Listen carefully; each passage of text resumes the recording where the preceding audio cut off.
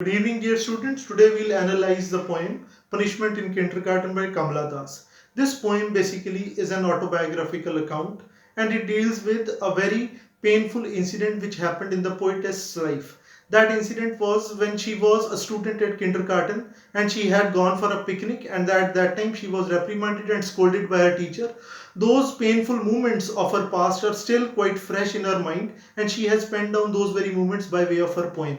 In the first slide, she says, first slide please. Today the world is a little more my own. No need to remember the pain a blue-frocked woman caused.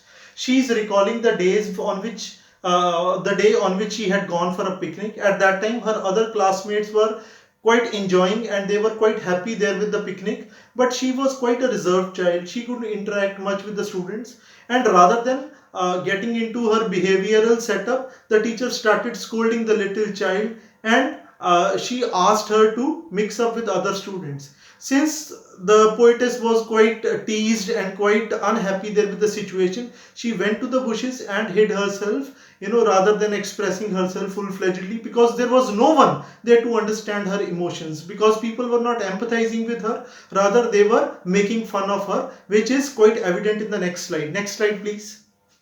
On the lawn in clusters sat my schoolmates sipping sugarcane. All her schoolmates were enjoying the sunny noon over there, and they were having a good run of the time when they were enjoying the sugarcane juice. But at that time, when the teacher had scolded the poetess, so rather than empathizing and consoling the little girl, they started teasing and laughing at her. And now, at the very peaceful adult and mature phase of her life, she is recalling those very days and call those very creatures, those very children who were her classmates, as funny things. Why? Because now she says that there is no point in recalling and feeling unhappy over the situation, because it happens there with everybody. The childhood experiences are quite different from the one which one experiences there in the maturity. So now she is trying to cover up the things by calling the children as funny things. They laugh in mirth at others, but here in the next line, she is trying to put a little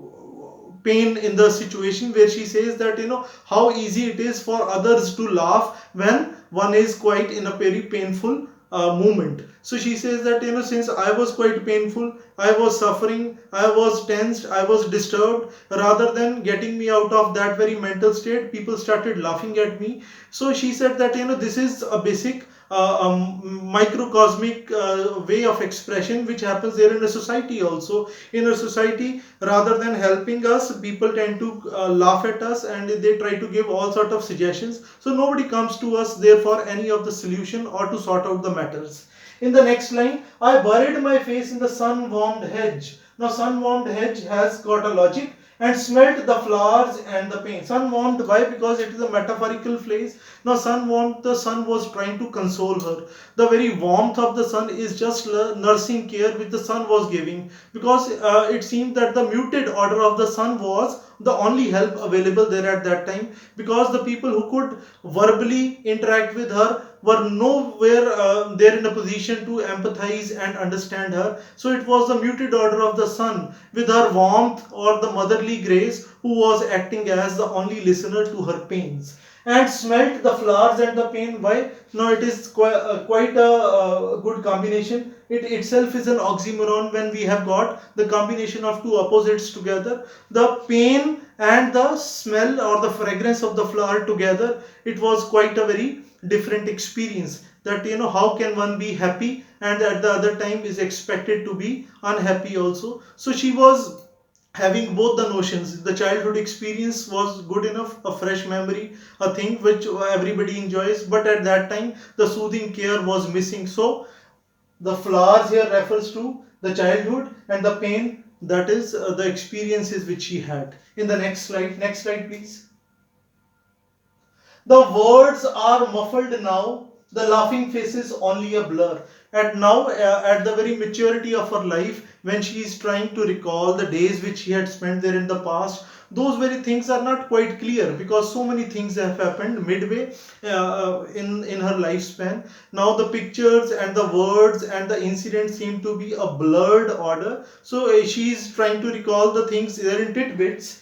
The years have sped along with the passage of time. The things have changed, stopping briefly at beloved hearts and moving. So, as it is the rule of life that one has to move on, the show must go on. There is no point in just having a very painful look at the things and becoming stagnant there at the state of the affairs. One has to move on, and so happened there with the poetess also. So she thought of moving further and further there in her life, and she has moved also, but still there is a very pain there in her heart which she tries to put up there by way of her words there in the autography or autobiographical sketches like this and others which he has penned at different times. So in the next slide, sadly on my mind, that is the last paragraph of the poem. Sadly on my mind has found an adult peace, no need to remember that picnic day when I lay hidden by a hedge. Now, when she is trying to recall those very days, she feels that there is no point in remembering those very days. Whatever has gone forever. But still, she is having a very nostalgic and a very painful experience of the things which she cannot overlook all of a sudden. She says that there is no point in recalling those very days, watching the steel white sun standing lonely in the sky. That there is a beauty of the expression which the poet has put up. That is the steel white sun which is shining high in the sky, is all alone. It was alone, it is alone, and will remain alone. And the poetess also in her life felt that during the past she was all alone, nobody could understand her. She had the company of the sun. Accompanied by the sun, she felt the warmth, and then after spending good lot of years also, she still finds herself lonely as a sun. So sun seems to be a good exemplification of the very state of the mind she has. So with these very words, I suppose that things must be clear in your mind regarding the fair idea of the poem. In any case, if you have any comments, any suggestions, you can put up there at the comment section of my YouTube channel. And all my students who are watching this particular video, whatever gains you get out of this, you can supplement those in your exams. And all my best wishes to you. Thank you so much.